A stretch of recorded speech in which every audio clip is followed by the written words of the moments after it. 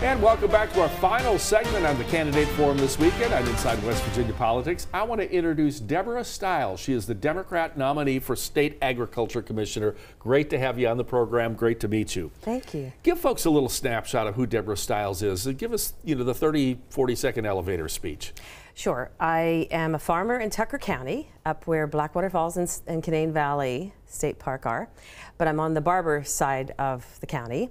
And I came back to help out family members in 2021 and started farming full-time after I retired from my job as an ag and rural policy researcher and a educator. And I found that things were in a very different state than they had been when I was previously farming full-time and part-time here in the state. And I thought, well, I think some help is needed, and I decided to step up when I was asked to run. I thought it was neat when I was reading your bio that when you were in high school, you're one of the first, or if not the first, female in the Future Farmers of America program, which is a great program in our high schools. It is, and one of my plans, I've been talking to, so far I've been to 48 counties of the 55 and on the campaign trail, and some of that gets sort of reported after the fact on my political Facebook page, Stiles for WV Agriculture, and also I have a website, the same name.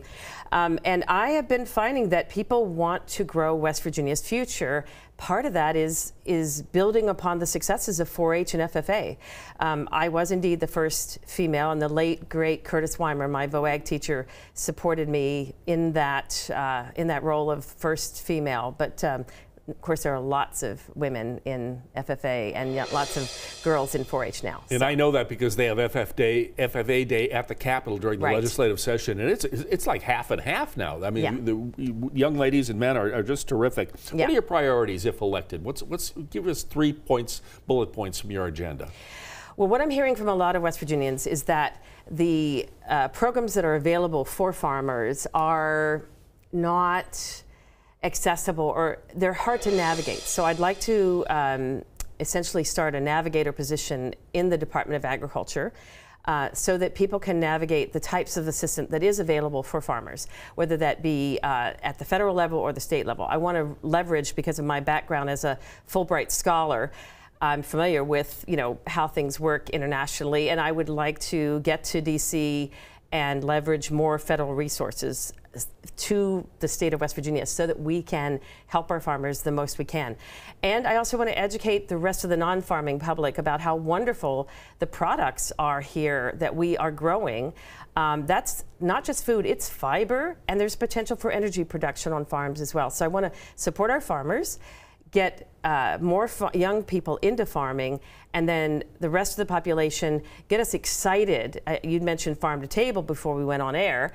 I really think that's a great program, but we need to expand it. We need to get more products, West Virginia products, into the hands of West Virginians. Well, in our previous segment, I told Commissioner Leonhardt I was a farmers market junkie. I just love farmers markets. I was at Capitol Market here in Charleston on Wednesday night for a dinner. The farm to table dinners are spectacular. I was at the Juneteenth dinner as well. And it's a great way, to non-farmers, it's a great way to connect West Virginians who aren't in the agriculture with our products, both farmers markets and farm to table dinners. Yeah.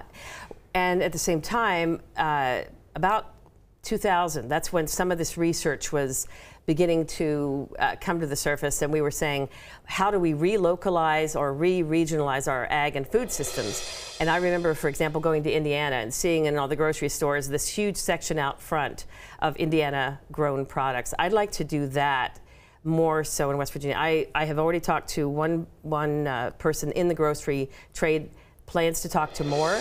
And we also need to build our processing capacity. We're down to 1 minute. I want to mention the Agriculture Institute they're building out at West Virginia State University. They got $50 million in funding. How important is it that we grow our agriculture education system? Absolutely vital. I want to work with our partners. My dad was a county extension agent for his entire career in West Virginia, so I would like to build on the successes of the past, but take it further. We have 2 land-grant universities, WVU and West Virginia State. We need to support them both, and I intend to do that if I get in the role of commissioner. Well, it's been a fascinating discussion. I want to mention your website. It's Stiles4, F-O-R, Stiles4WVAgriculture.com. One more time, Stiles for WVAgriculture.com. Deborah Stiles, the Democratic nominee for West Virginia Agriculture Commissioner, best of luck on election night. We'll be in touch. Thank you. You're very welcome.